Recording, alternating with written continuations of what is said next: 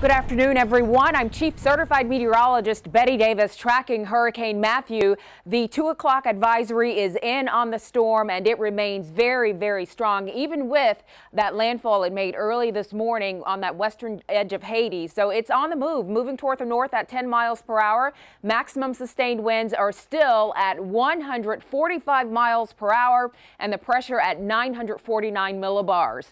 This is what it looks like on the infrared satellite imagery. Still well put together, and in just talking to our Max Mayfield, he noticing that the eye seems to be making a comeback. And by the way, the eye of this system is going to bear down on eastern Cuba even harder as we go throughout the day. The center of circulation right now about 55 miles south-southwest of the eastern tip of Cuba. As I said, it's traveling northbound. Tomorrow we'll be watching it as it tracks over the Bahamas, heading up over near Long Island and then eventually near Grand Bahama Island. So a lot of concern for these areas as it could remain a powerhouse Category 4 hurricane. Now, Thursday is still expected to be the day where South Florida sees the closest approach of this system. We are noting that our area is outside of the cone, although as we go out in time, we have to take note of the fact that it just touches, say, northeast Broward, the western edge of the cone, heading up into Palm Beach County. So still, there is a lot of the east coast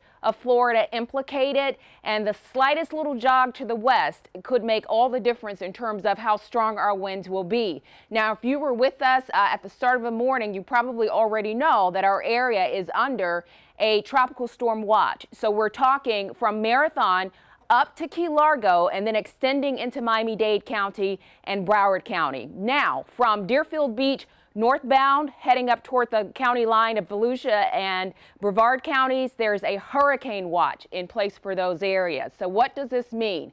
Well, a tropical storm watch means tropical storm conditions are possible within 48 hours. So 48 hours in advance of the system, tropical storm watch is issued for us.